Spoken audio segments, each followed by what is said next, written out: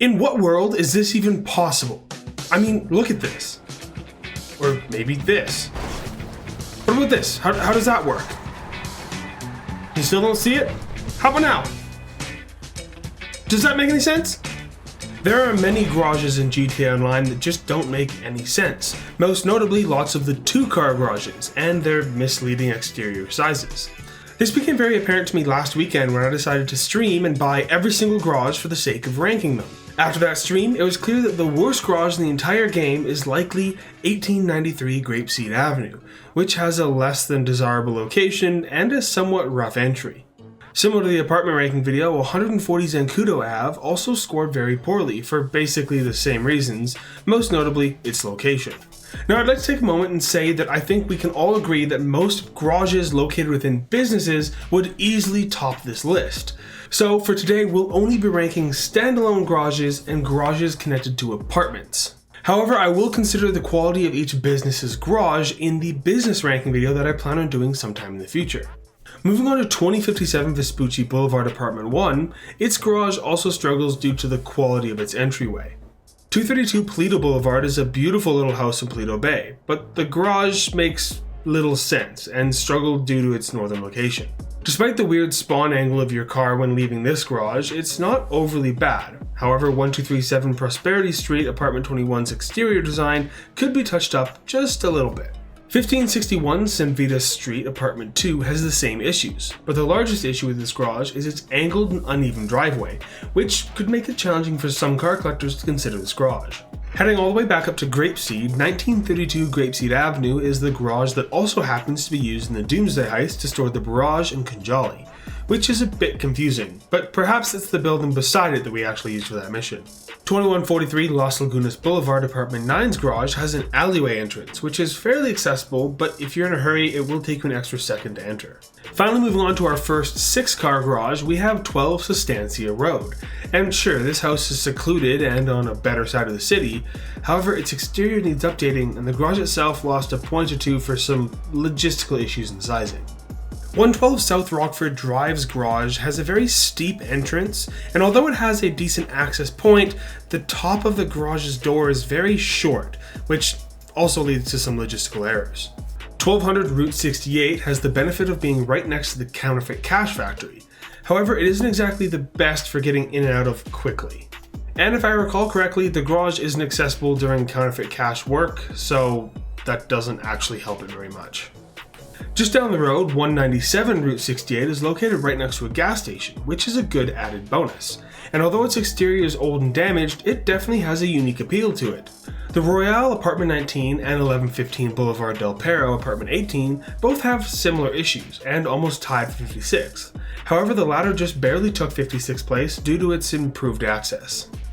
Heading all the way back to Paleto Bay, this old and rundown shack next to the arcade actually has a decent design, and with some elbow grease could score better. Sadly, it is only a 2-car garage, which really limited its placeability. Now, 2000 Great Ocean Highway may be in a shitty location. However, it is the only garage on this side of the map outside of the city in Paleto Bay, so bonus points there.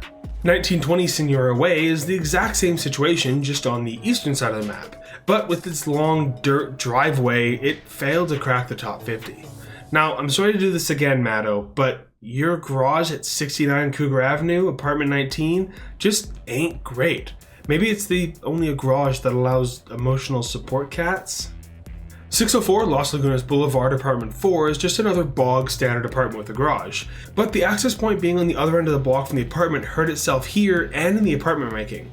Plus, this yellow pole half on the way to the entrance is just a nuisance. Now, since we're only 30% finished, let's pick up the pace. 4584 Procopio Drive holds 6 cars, but is located in Paleto Bay again. 142 Paleto Boulevard has the benefit of a gas station, but only holds 2 cars, and again, doesn't have a great location. 12 Little Bighorn Avenue really has an awkward spawn point for leaving the garage, either being at an angle or just off to the side. Dream Tower Apartment 15 has a dozer in the way of the garage like 50% of the time, so that's inconvenient. Sure, 8754 Route 68 is close to Fort Zancudo, but the access is very tight and narrow with that back fence. 504 South Mount Milton Drive is an okay pick for southern Vinewood. Somehow 4401 Procopio Drive holds 6 cars, but again is in Paleto Bay and it's just so far away from everything. Poplar Street Unit 124 is the cheapest garage, but has horrible access despite its better map location. 325 South Rockford Drive has the same issue as 604 Los Lagunas, with its garage being on the opposite side of the entire building. With open access right in front of the building, 605 Spanish Avenue Apartment 1 deserves 41st place.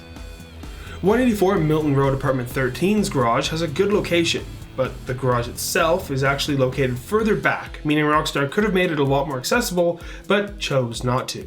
634 Del Perro Boulevard only scored this high due to its city-adjacent location, as it does only hold 2 cars.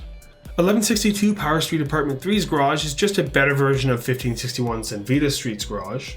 754 Roy Lowenstein Boulevard is along a popular street. However, with the gate there, it is a steep step some cars may struggle with getting over.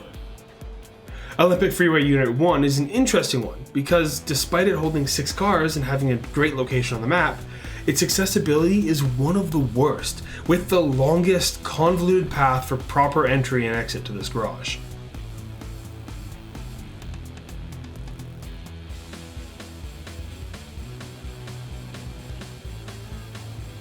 I mean, look at how long this takes you. 870 Route 68 approach was my first garage in the game, and it's the cheapest 6-car garage around, so 35th felt appropriate.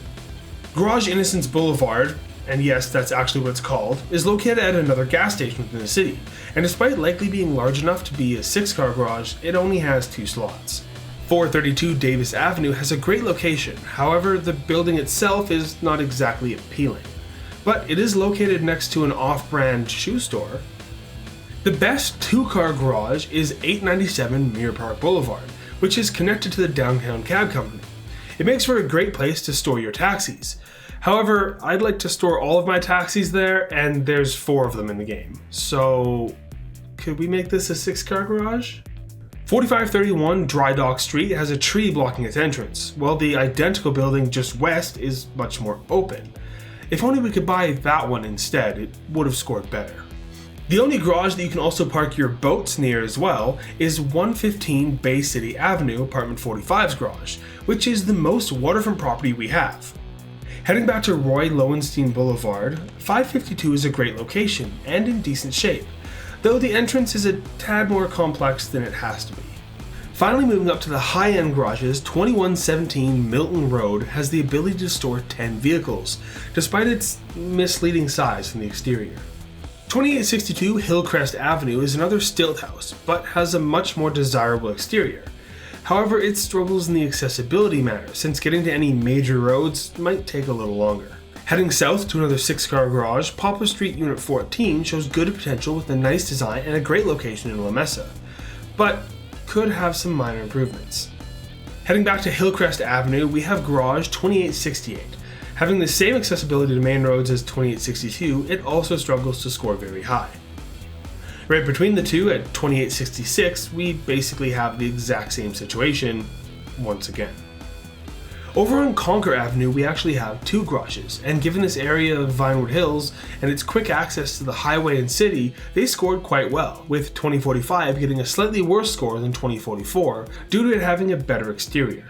3655 Wild Oats Drive is a great house to live in, though its garage is just above average, so we'll put it in 21st place. 2113 Mad Wayne Thunder Drive is very similar, but has better access and a smoother entrance for those lowered cars. Having a very unique exterior design and having a shop connected to the building, despite it not actually being usable, 1905 Davis Avenue is one of the best southern city garages you can buy, and given its low price tag, it's almost not even a question.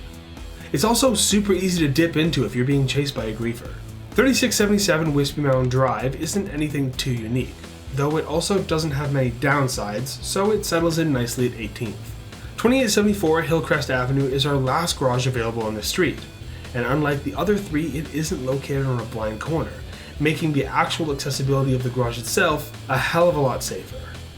When it comes to taller apartment complexes where multiple garages are purchasable by the player, I've decided to lump them together by building because my ranking is mainly based on location, interior, accessibility, and just building quality, so they would all score the same anyway.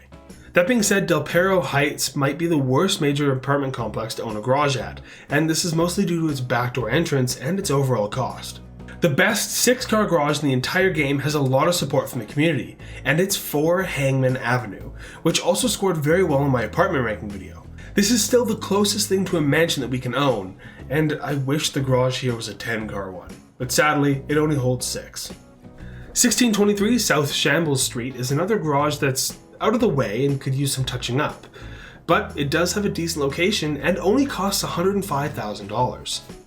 All of the garages in 4 Integrity Way are a good choice, being right in the city center and easy to access from the highway. Though, like Del Perro Heights, the garage door is located around back, making it harder to access in a hurry. In 12th place, it may come as a surprise to people being so high or so low depending on how you feel.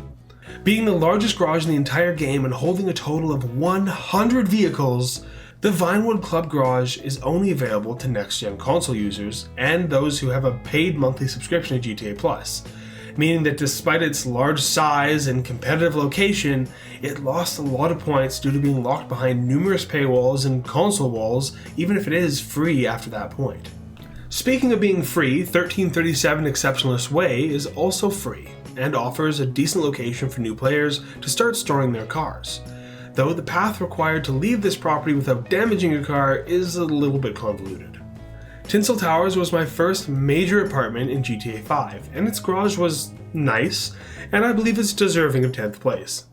In 9th place we have the Weasel Plaza, which is a bit more driveway than most, but it is located right along the highway and not far from the city center. Now I'm going to be honest here, I don't really know what happened with my spreadsheet and ranking system, because Greenwich Parkway 76 just seems a little high on the list. Alta Street Tower tends to be a fan favorite building. With a private underground parking garage and direct street access to the city center, it really shows how good Integrity Way could have been if the door wasn't located around back. Luckily for Alta Tower, that wasn't a problem. The Richards Majestic's garage entrance is right across the street from Weasel Plaza, which put it slightly higher due to a quick ease of access and enterability in a high-stress situation.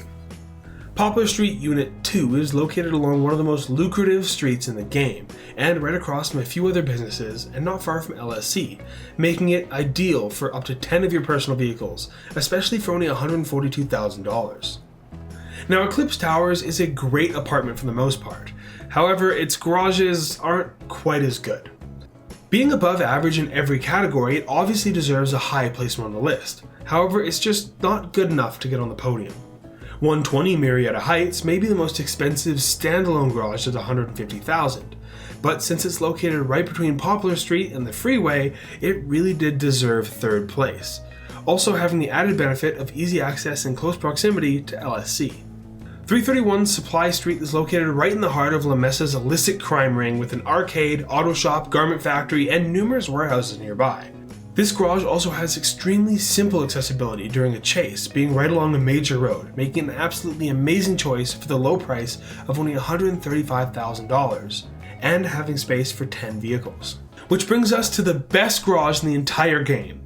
And despite costing $2.74 million and being the most expensive thing on this entire list by over 200%, the 50-car Eclipse Boulevard garage was a newer addition to the game in the world of garages.